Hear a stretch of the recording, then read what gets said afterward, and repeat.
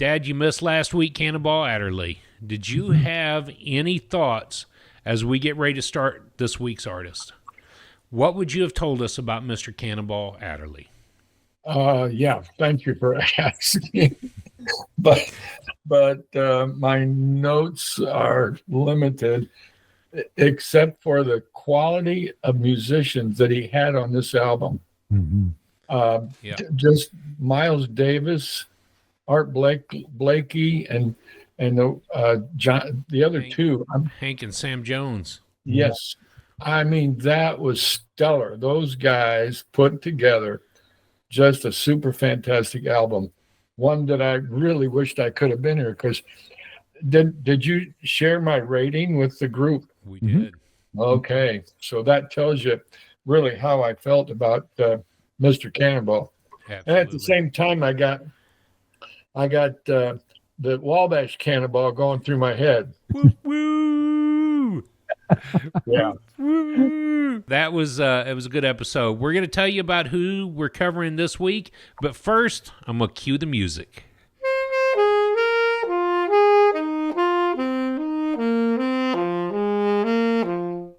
Well, with a career spanning 3 decades and collaborations with other jazz greats such as Duke Ellington, Charlie Parker, Max Roach, and Eric Dolphy, this week's artist, his work ranged from advanced bebop and avant-garde with small and mid-size ensembles. He's got other albums out called Pithecanthropus Erectus, Mingus and tonight's album, The Black Saint and the Sinner Lady.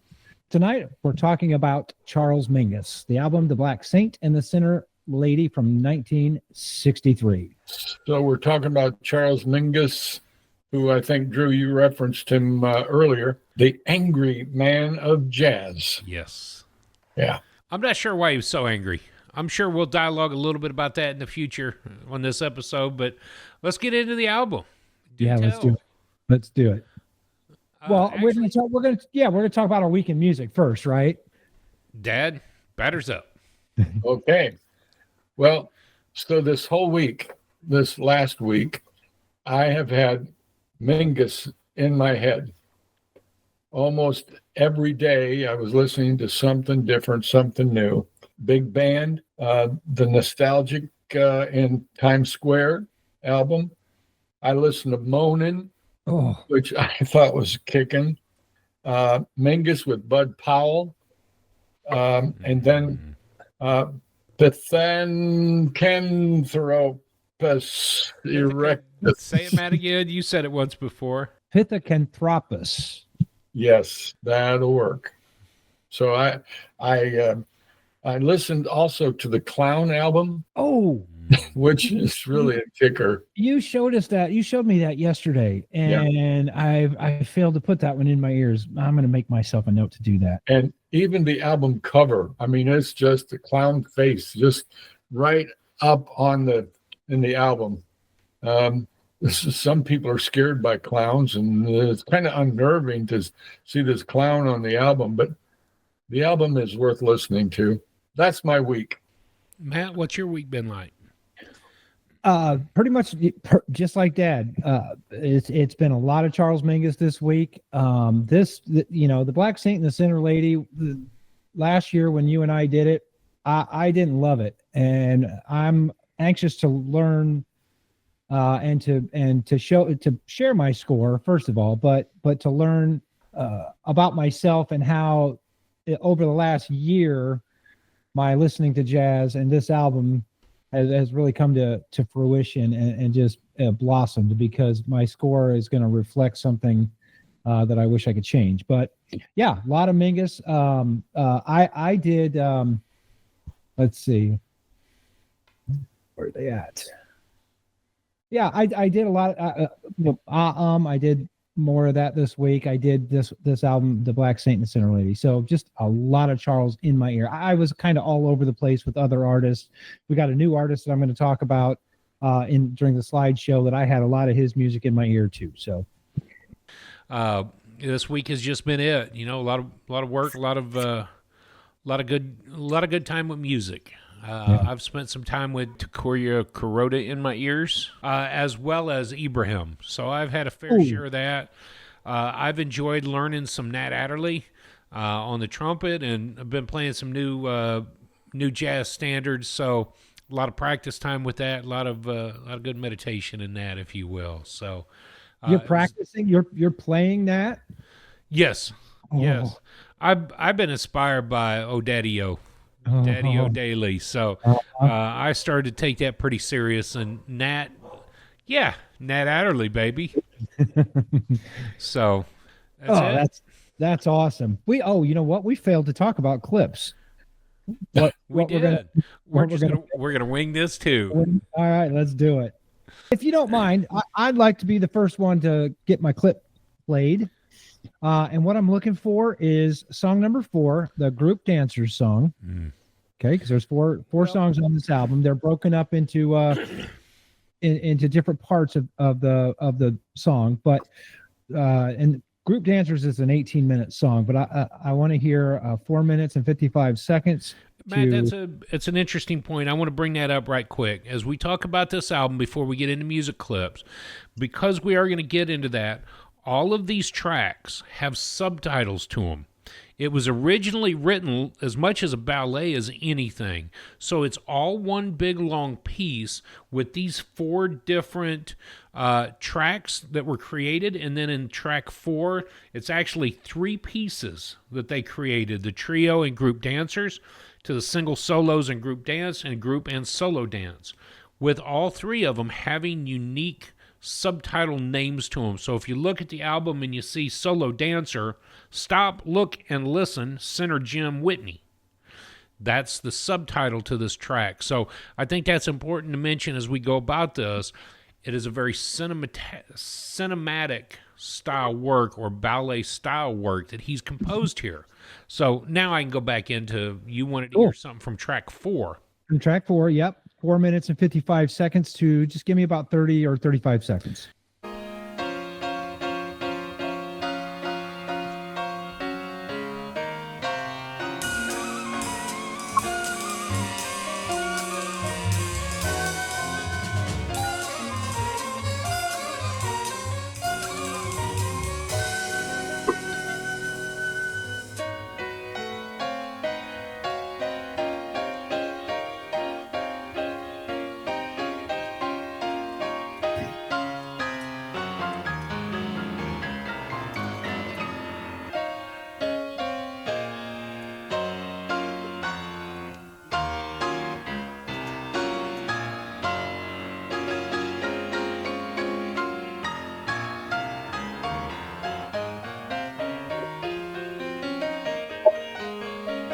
That's good.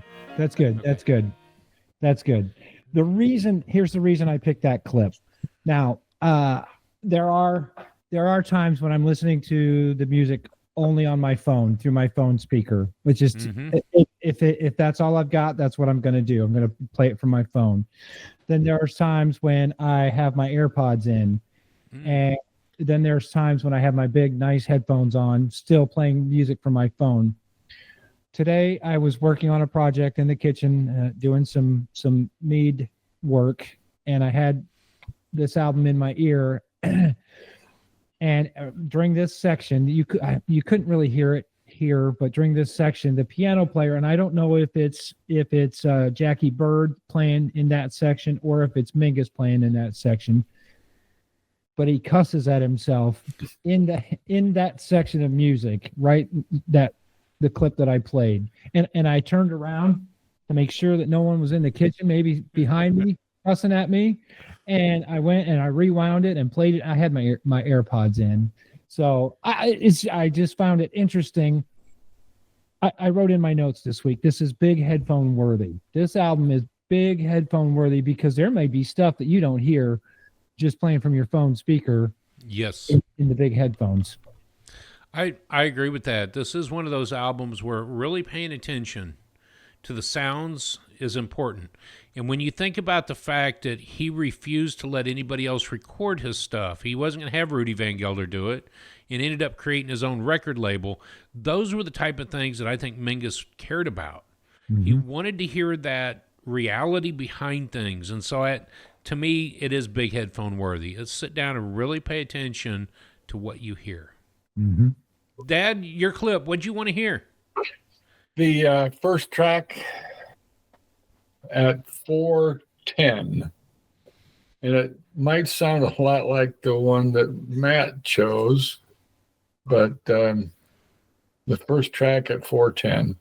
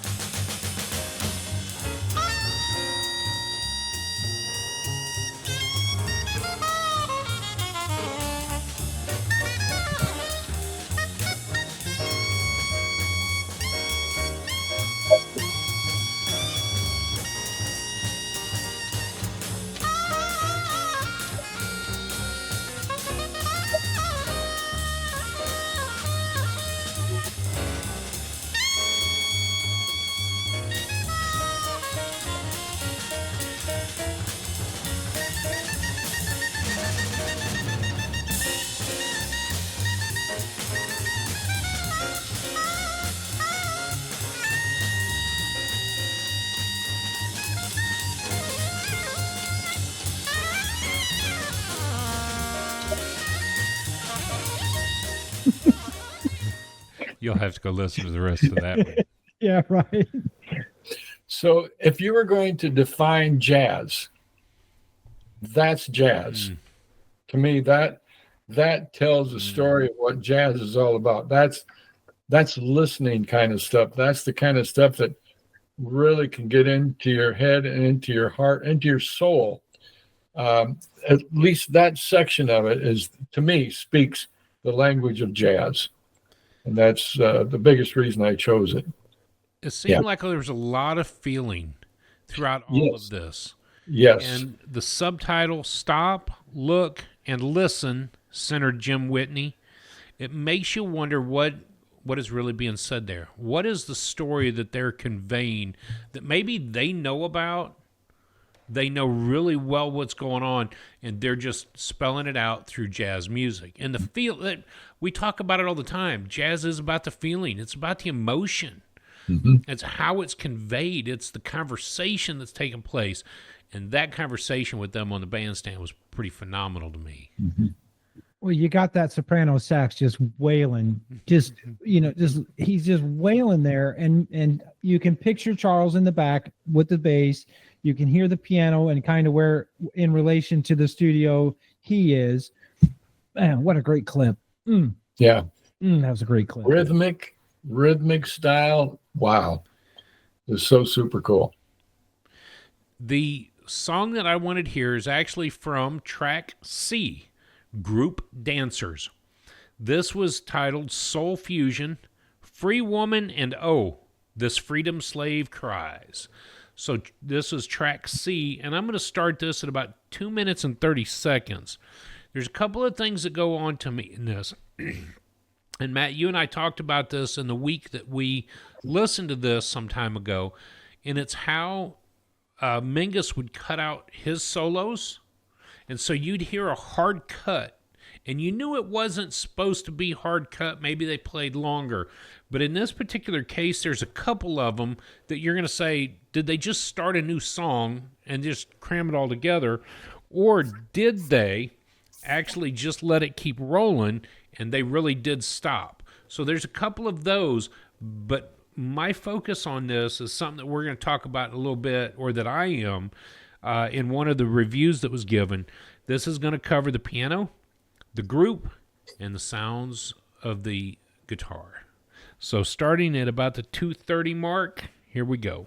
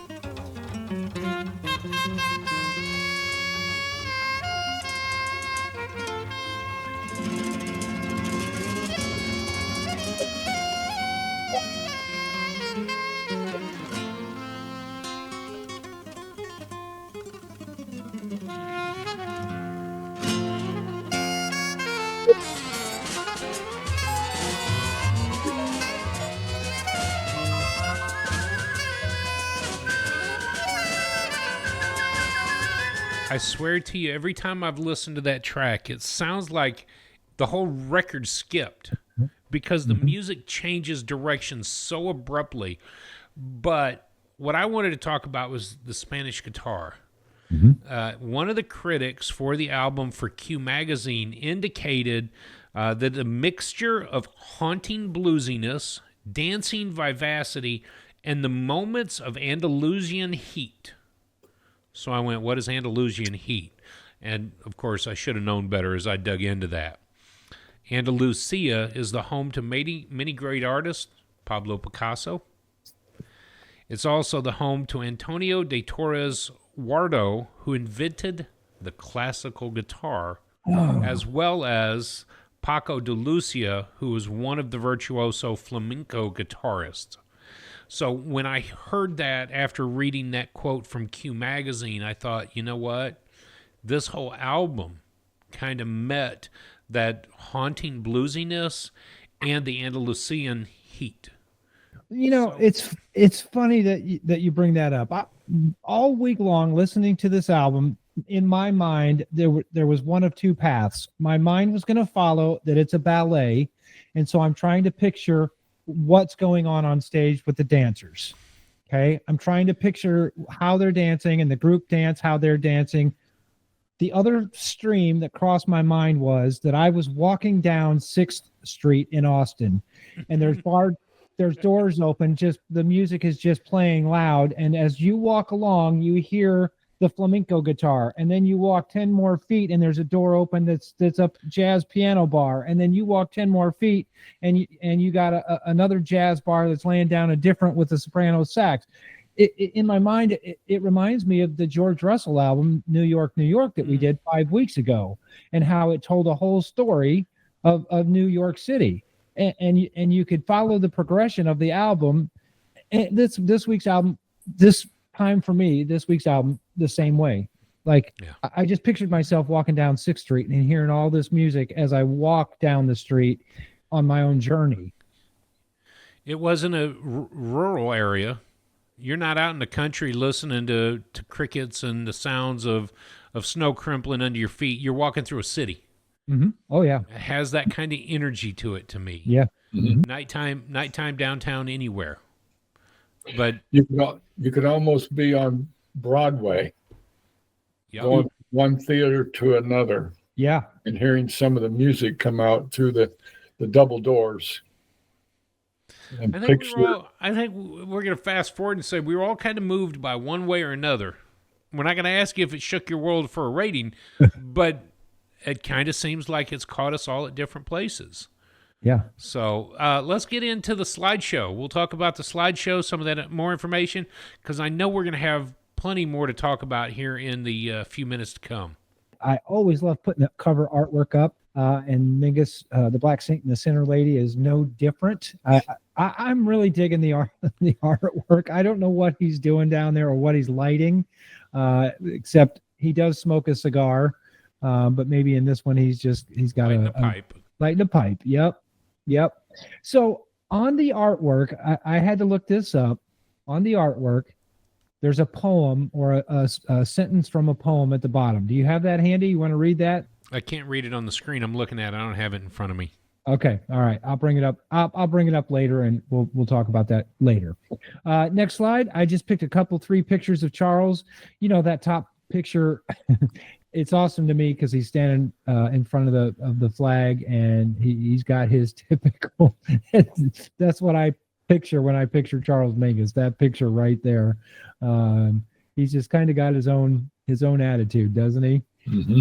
And bottom left picture, black and white from his early days. The angry, what'd you say? The angry jazz man. Angry man of jazz. Angry man of jazz. Yeah, he looks like he's yelling at somebody, doing something. But and then the bottom right picture is just a more peaceful look on his face playing. He's probably deep in thought playing a real hard lick. But I love the pictures. You know, he's an interesting character. I didn't find any artwork or any caricatures of him this week, so these are the 3 pictures that I chose. Oh yeah, did you have something? No, it just looks good. I like it. Okay, cool. Drew, you got anything? No, sir. All right, cool. Moving on to the next slide. Let's do jazz lingo for the day. This was a weird week for me. I picked the word lame, and it is actually on the jazz, the slang jazz website that I've been using. But I went back to the L's and picked lame, something that doesn't quite cut it. And you know, the reason I picked it is because this album, the first time that I did it, seemed kind of lame to me, but getting into it and processing it and chewing on it for a year is not quite so lame. But I just found it funny. It's still used today by our youth. Lame. That's lame. Dad, that's lame. That was a lame joke. It sure was. That's lame what you just said. It is lame. Pretty lame. Yeah. So Man didn't even tell a joke, and it's already lame. Come up with one. We'll call it lame anyway. All right, moving on to the next slide, where you can get it. This week's album can be found on iTunes, Amazon Music, Spotify, YouTube Music, LP, and CD. And yes, I did check Discogs again this week. You can still purchase this album on LP and CD. The CD is about $5, not including shipping. The quote at the bottom from Charles: "In my music, I'm trying to play the truth of what I am." The truth of what he is angry, but I don't really get that in this album. He's not playing angry, I don't think. No. I don't hear that. I don't hear anger coming from it hardly at all in any of the albums I've listened to. I don't think it was necessarily about his music that they're referring to him that way.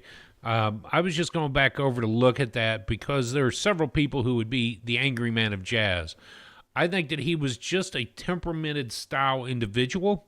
He had a particular way that things were going to be done, and if you didn't like it, he was going to let you know. Somewhat violently, but he would let you know. And I think that's where he got some of that nickname and that idea from, is that was, he was very stern about what he wanted. Mm-hmm. Wasn't going to let anybody mess with the sound, period. And if you got on stage and you started jacking with the sound that he wanted created, he'd probably tell you that too. Mm-hmm. He was a big dude. And so you got big, burly lumberjacker telling you what's going to happen or hit the highway. You could just about imagine there was some intimidation going on. So he might have been angry or passionate. Passionate. That's a good word. Rise up real quick. He could have been passionate with what he was saying. The only reason I'm laughing is because I'm picturing you on stage and somebody messing with your microphone and you don't touch my stuff. He would express that in a very passionate way, wouldn't he? Yes, he would. Yes, he would. All right. Let's move on to the next slide, the timeline slide.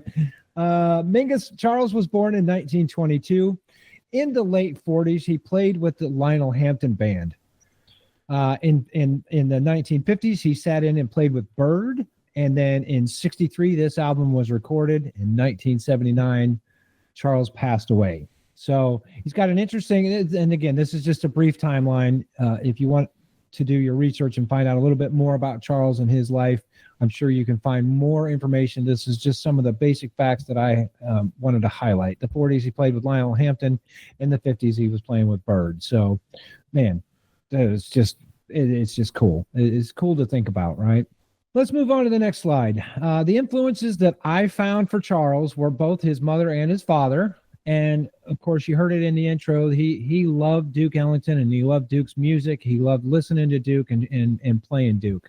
But then again, he loved playing with Charlie Parker too. There's a couple of quotes in the magazine even where he really kind of idolized Parker and Bird. So those are the influences that I picked. Did you guys find any other influences for Those Mingus? are the same ones I found. Okay. All right. Cool. This Would you say that because he studied with for 5 years with Herman Ringhagen, who was the principal bassist for the New York Philharmonic. Mhm. So We might include him into that. yeah, Yeah. Good point. yeah. Yeah. Very good point. Very, very good point. Discography, I found 51 studio CDs or albums, 34 as a sideman, and then 4 posthumous releases after he passed away. That's a big collection. A lot of stuff to listen to by Mingus. Mhm.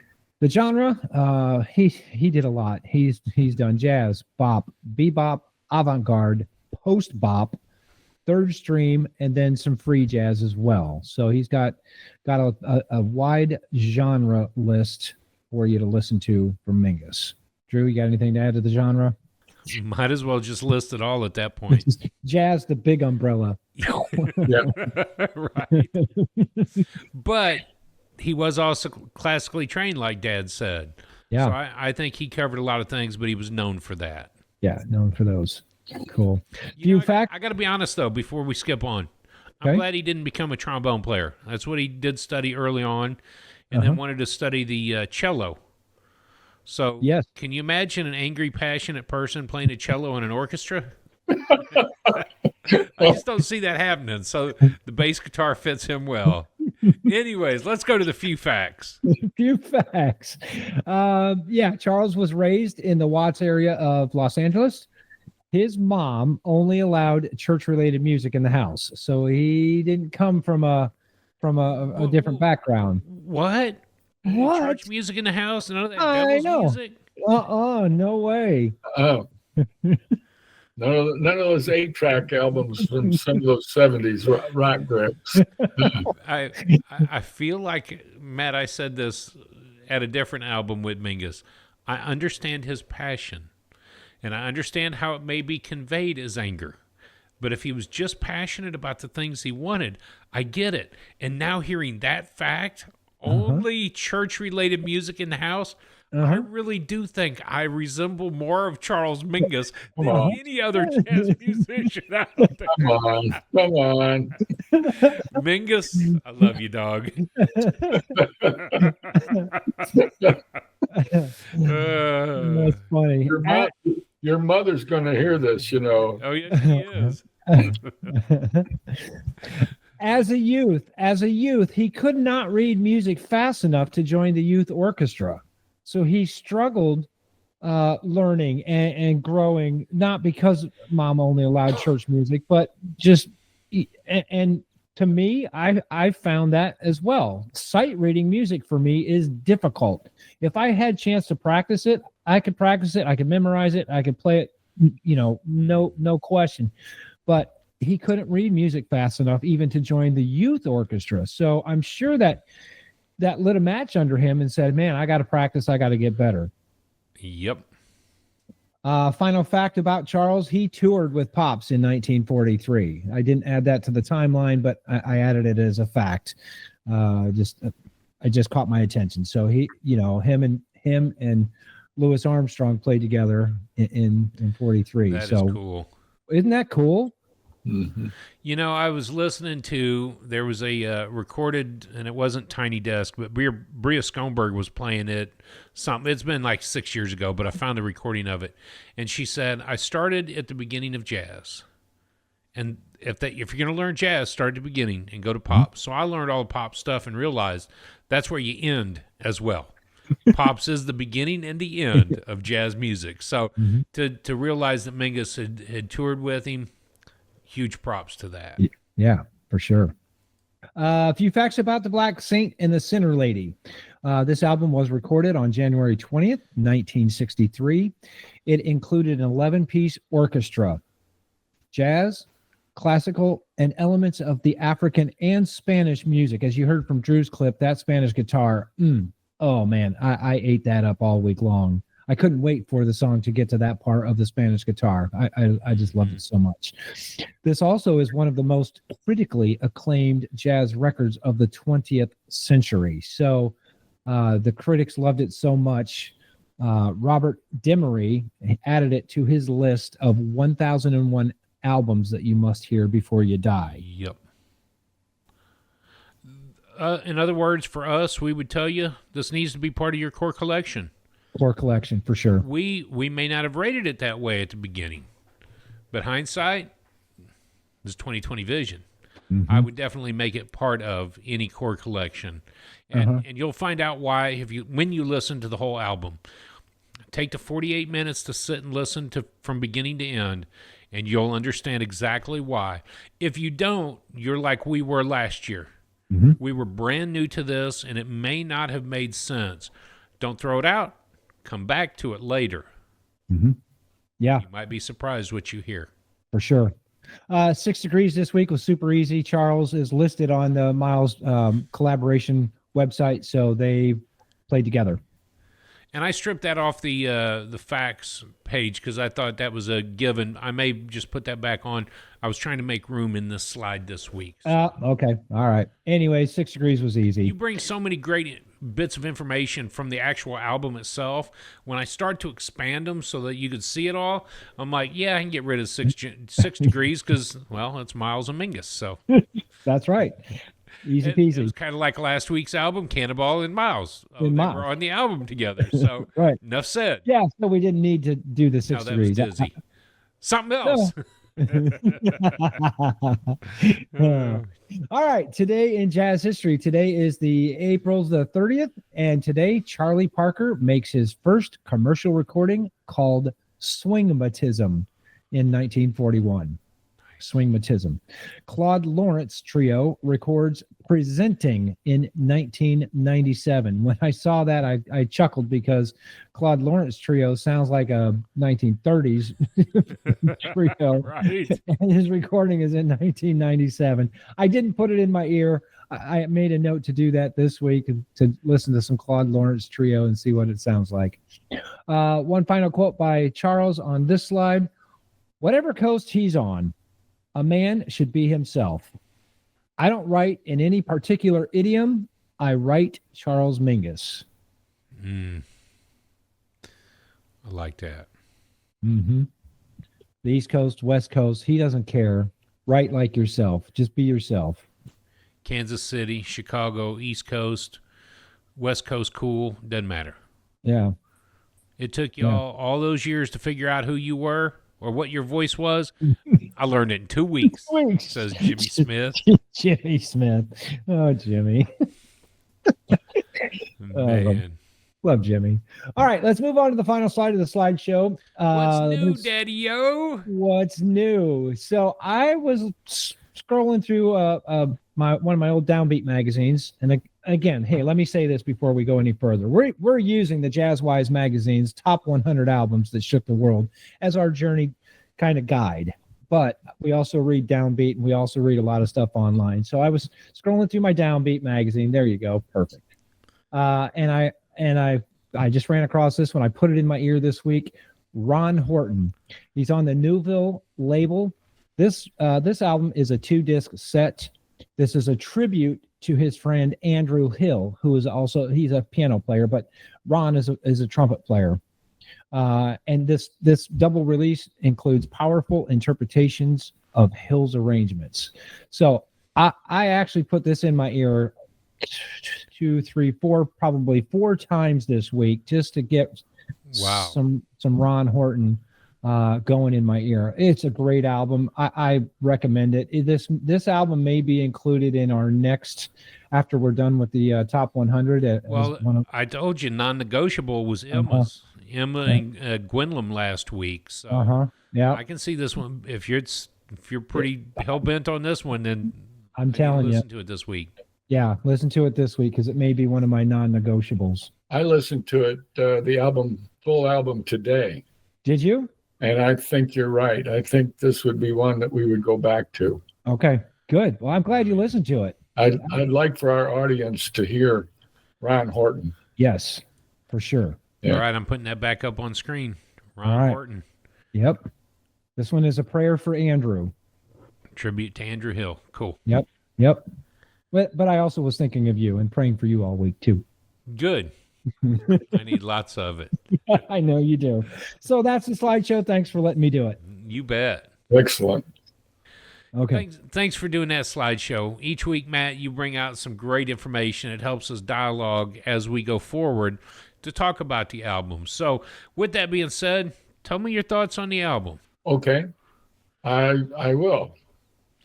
To me, when I first listened to it, I thought I don't think I can listen to this over and over and over again because honestly, it sounded like now the track that I asked you to play to me was completely different than much of the other tracks and the music because okay, at first it sounded like two geese squawking at each other. Mm-hmm. And it just was uncomfortable. It did not do anything for my ears except it didn't stimulate them in a positive way. It just kind of shut my ears down. And so I had difficulty listening to the whole piece, the whole album. That's quick thoughts anyway. Matt? I was okay. In my notes from last year, I said, is it progressive jazz or is it third stream? I had a hard time kind of determining even what I was listening to. You know, third stream is more classical jazz influenced, progressive jazz. Even you had to remember that it's 1963 when it's recorded and when it came out, so it's not necessarily in the progressive era. And if you have any questions about jazz styles, please head over to theunconnoisseur.com and check out our styles page on our website. And I had to refer back to that this week, even just kind of digging and chewing on the album all week long. But many weeks later, okay, and I wrote this in my notes. This was from this week. This is beautiful. I can process this much better this week than I did a year ago. He's either a genius or he's crazy, but I think he's a genius. I do. I think his jazz intellect is far above what I could ever, do, what I could ever create. And this is just an expression for him, a different expression besides or Mingus, Mingus, Mingus, Mingus, Mingus. Yep. Something outside maybe of his comfort zone, even, but I don't think so. But so scores represent how we felt last year, man. And as we get into the scores, Matt, in my notes, you'd had a stressful week because your system had crashed. Yeah. And then you'd had a trip to Milwaukee. I don't know what that was or what that was for. I didn't exactly detail why. That was Summerfest when we saw Need to Breathe. Yes. Okay. And Keith Urban at Summerfest. So, yeah, the system had crashed. You were getting ready to go to Summerfest in Milwaukee. It had seemed like there was a lot of things going on, and you made a note. It was very bitter to leave Cannonball from Mingus. So I found that very interesting that even this week you've kind of referenced that over and over. We're leaving Cannonball Adderley something else to talk about this album and the flavors in your mouth. It is about flavors because this week I'd indicated that we listened to some music back and forth, but I had checked out Blues and Roots and as well as Charles Mingus and his orchestra doing Duke Ellington's Sound of Love. So we had a lot of different music. You sent me an album, Freddie Hubbard and Stanley Turrentine in concert 1974 in Chicago at the Opera House, and I sent back over an album that we need Dad to listen to, The Roar of 74, Buddy Rich. Buddy Rich, yeah. So this information that overload of all that we were gathering at this time, and then after we talked about this, I put my daughter on an airplane to go to Detroit, where she was meeting you guys at the airport, as she was going to spend a week there. So we were coming into that July 4th, July 10th weekend when we did this. So my conversation and the notes, we had a lot of things going on together at that time. So when we came into this album, there was a lot happening, and it does have to have the attention span to listen to it, to digest it, and to understand the flavors that are going in.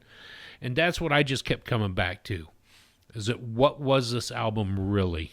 And this week, a year later, what a big deal this album is to me. It is something that just, it shook my world then for different reasons, and it's shaking my world today for very different.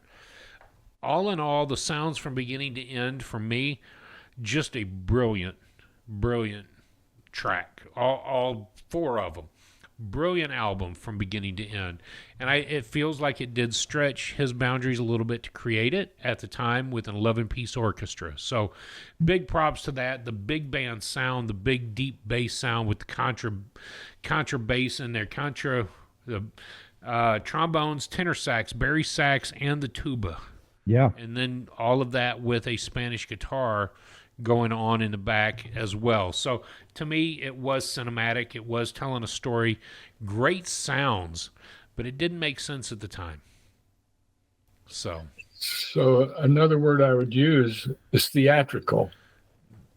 And I tied that in with the whole, what I said about Broadway and the theater. And when I read later that it was it written for as a ballet? Yes. If that's the case, then definitely there's a theater theme throughout the thing, and I can relate to that. I mean, I can appreciate that on that level. I'm not into watching foo-foo dancers on their tiptoes, but I can see some of that happening, and so yeah, I can appreciate the music, the album because of that. It makes you wonder if anybody's ever going to do choreography to this album. Or maybe they already did. Maybe they did. Mm-hmm. If they haven't, maybe they should. That's your next moneymaker adventure. Just jump off and do a ballet to this in 4 pieces. Yeah. Yeah. A modern ballet. Modern ballet. And that's what Kamasi was putting on when he did the epic. He wanted the big choir in the background. He wanted dancers in the foreground. He wanted this big band behind the choir or in front of the choir. This big show production. Can you imagine an orchestra and a jazz ensemble with dancers on stage? I'm seeing that now. Well, now I am. Yeah, I'm now going I to the am production business. Why Produce this. Why don't you put a foo-foo dress on? I'm going to dress in a tutu and dance up front for everybody. I'm going to swing the bass guitar around too. Waka, waka, waka. You're bad. So I will say that on the 99 list, the Black Saint in the Center came in at number 21. On the 06 list, on the 2006 list, Black Saint and the Center Lady came in at number 37. I'm happy where it's at on the list. Of course, where we're at, it's at number 35. Kind of, it's not right in the middle, but it's I think 35. 65 weeks of jazz is what we've been listening to. So if it was down at 100 or 99, I'm not sure I would have wanted to continue the journey after hearing it. But having 65 weeks of music in our ear and getting to this album gives me a greater appreciation for it, for sure. Oh yeah. I hope we have opportunity to hear more of Charles Mingus. I'm just saying, because this is yeah. Just saying. Sure this is just one album that probably stands out, especially if at 35. I mean, that's top third. Yeah. So that's almost a top tier album. So I'm hoping that we get a chance to hear more from him. Yeah, for sure. Well, and go ahead. Nope. I was just going to say, on our journey, we promised ourselves not to look ahead in the magazine. We've not mentioned that in quite a while, just because we're 65 weeks into the journey and the recording.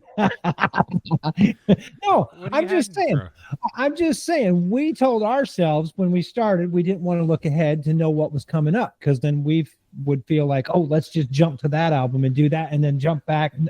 No, that's and I'm not saying, I'm just, I want to say that as well from where we began. Our concern was that we could thumb through the magazine, go, oh, I like that artist, we'll listen to that, and we're done. Yeah. And we didn't want to start nitpicking based on the fact that we heard of Miles and we've heard of Coltrane, and that might have been about the extent. You might have known Benny Goodman or Woody Herman. Herman. You might have Dizzy. for sure. So we would have thumbed through it and been like, oh, okay, cool. In a month, we would have been done. It'd been like, Yep. oh, that was cool. Now what? We wouldn't have experienced Ascension. Nope. We'd have gone straight to Giant Steps. We would have never experienced The Shape of Jazz to Come. We would have never spoiler. We would have never experienced, I can't think about what's behind us. We would have never experienced all that stuff. Charles Lloyd. We would have missed. Oh man, come on. And Karma. Yeah. If I'd have missed, if I'd have missed Karma, I'd have been mad.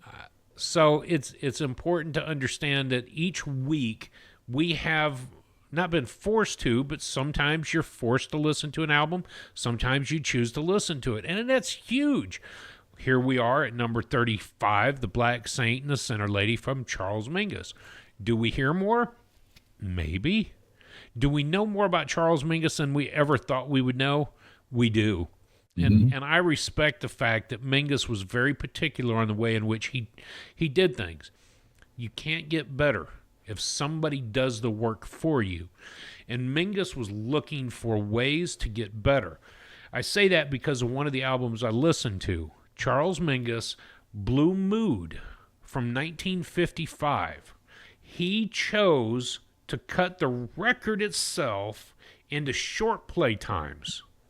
Now, he always kept songs short for a reason, too, but this particular album, he was cutting the lines at 160 lines per inch instead of the standard 210 and 260. The reason he did that is he made the grooves wider and deeper, allowing more area between the grooves for a better bass frequency. So if you think about just experimenting with the grooves in a record, he was trying to figure out a better way or a different way. To me, that was Charles Mingus, looking for the right way to do something for him. And as a bass guitarist, I can understand you want more bass coming out of your albums. And that leads me to why Rudy Van Gelder never got a chance to record his stuff. But as a Van Gelder lover like I am, you put on an RVG album and then you put on the non-RVG album, you can tell the difference though. And I get why Mingus doesn't want to do it. I get it. But man, his music may have even been elevated just a step or two more had he let Imagine telling Rudy, I just need the bass to stand out. Okay, boom. We can make that happen for you, Charles. Let's get it done. Did they play well with each other? No. No. Did anybody play well with Charles? No, probably not. That sandbox had a lot of fights in it. That's all I was thinking. So, all right, Dad, did this album shake your world? Not exactly. No. Okay. When I almost had to force myself to listen to each of the tracks and follow each track and get to the end of the track. The would be the group track. It sounded repetitive. It sounded like one track sounded like the other track, which sounded a variation of the third track, which sounded an expanded fourth track. So I had difficulty getting into it. Though I respect, after hearing and learning about Charles Mingus, I mean, you said earlier him about a genius. Someone called him the true musical genius. And so you got to appreciate where he's coming from and how brilliant the man was, and to compose and play and mingle with other artists and be able to pull this off, even as the angry jazz man. Yeah.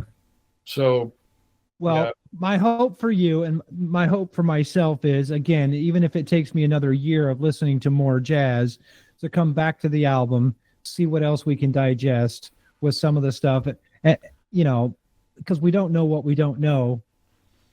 And for me, coming back to it, that's great. I'm glad. Are you ready to score? Let me ask that first. Are you ready to score? I am. Okay. You want it now? Yeah, do it now. I gave it a 7.5. Ooh. Okay, making me look like a chump. Which I thought that's That's pretty good. 7.5. Okay. Well, Drew and I did it a year ago, and back then, again, we didn't know what we didn't know. It didn't shake me that much back a year ago, but this year it shook me. It shook me quite a bit. My score a year ago was 6.5. I couldn't go much higher than that. And maybe it was my stressful week or being in Milwaukee here and Need to Breathe. And I don't know. I really don't. I didn't make many notes. You made more notes about me than I did. But 6.5 is what I gave it. It did shake me again this year. I'd probably jump up to an 8.5 or a 9 if I could change my score, but we don't do that. Drew. I that week gave it a 7, right in between the two of y'all. I gave it a 7 for some of the same reasons that I was talking about. It was a different and exciting album. I didn't understand at the time how much I really would grow to enjoy this album. Dad's clip, you mentioned quintessential jazz. That sound was definitely in the middle of it.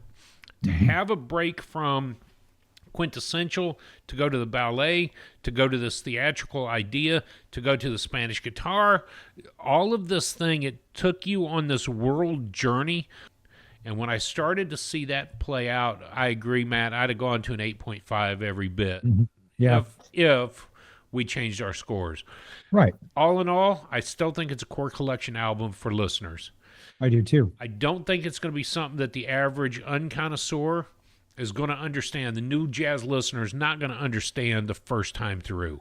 So sit on it, listen to it, come back to it later, go to a couple other albums, and then come back to it, and you'll start to see that some of it does make sense. And, man, I got to be honest, we're at 35, man. You telling me that if 65 weeks of jazz music, we aren't getting a little bit better at understanding jazz? Not Sure. to mention we've already finished the number one. We're Well, wrap that up. So and we're learning more about what we like and what we enjoy too. yeah, Okay. And you know, a year ago when we did it, I just didn't enjoy it that much. This time around, come on. I couldn't wait to put it back in my ear right. when it was over. The other I thing, I look forward to that, actually. Mm-hmm.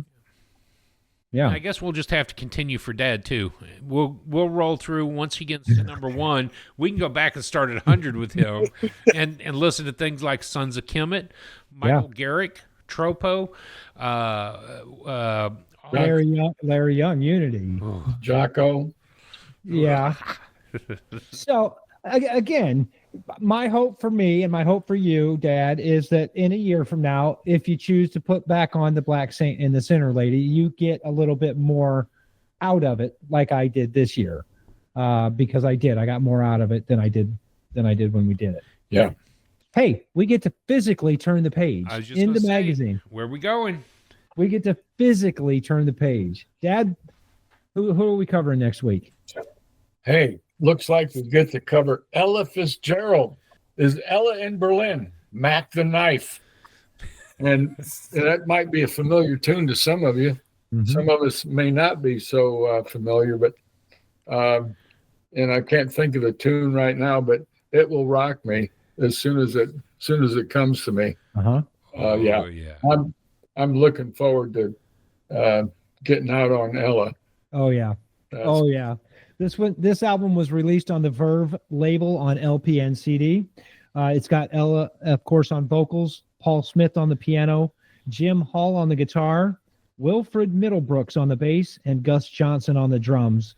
This album was recorded the 13th of February, 1960. So we get to hear later Ella, later in her career in the 60s. Yeah. Well, kind of mid-career, right? Before we close, I was trying to research bass guitar. Okay, did I look wrong for bass guitar? Because all I could find was electric bass guitars. I was hoping to find, and I asked about stand-up bass, and I couldn't find anything. It Because is. the one thing I did find is a man by the name of Ron Carter. You know that name? Ron Carter. He is the featured on 2,221 albums. He holds a record. The guy's incredible. Ron Carter. Why do you think we kept calling you Ron when you started? That's what Ron does. Ron sits in the back, and when it's time for him to talk, he talks, and people listen like E.F. Hutton. Yeah, you're Ron Carter. Oh, there you go. Yeah. Okay. I find it interesting. I really do. Okay. Anyway. There's okay, Jocko plays the electric bass guitar. He actually plays a fretless bass where there's no frets across the fretboard. Let's see. Mingus plays the stand-up double bass. I was hoping to find some history and some background about the stand-up bass. I couldn't find any. You'll have to look under double bass. Mm-hmm. Okay. It doubled the octave down from a cello, which is what Mingus first wanted to learn, but he couldn't read music. So it's referred to as the double bass or upright bass. Okay.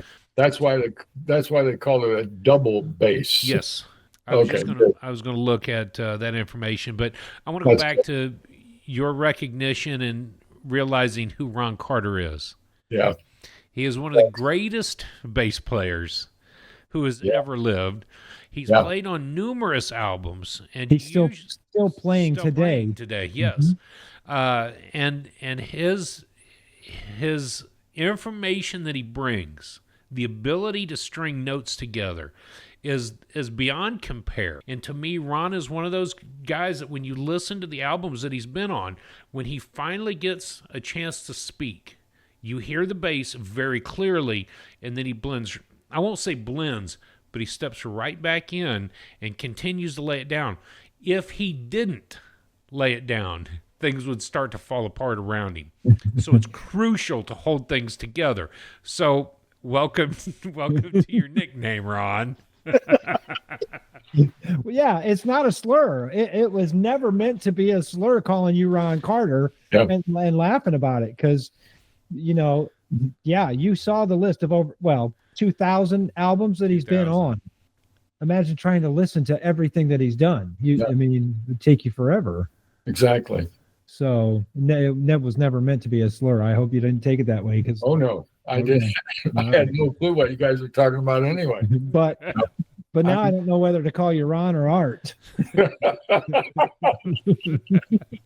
We're not ready for either one of those. Who was it that started off as a drummer and said, after hearing Art Blakey, I would never play the drums again? Yes. I forget who that was. We talked about that person a couple of weeks ago. We did, didn't we? I was like, yeah, you got a long way to go to be Art. Yes. That's funny. But stick to it. We'll call you Ron. I'll work with Ron. All right, Drew, why don't you tell them where they can find us? Well, as always, you can find us on our website, theunconnoisseur.com. You can find us on TikTok, YouTube, obviously, as well as these three podcasts. We thank you all for tuning in all over the world. I keep getting notifications from Europe, so thanks for joining us out there. And then also you can email us at any point in time, theunconnoisseur@gmail.com.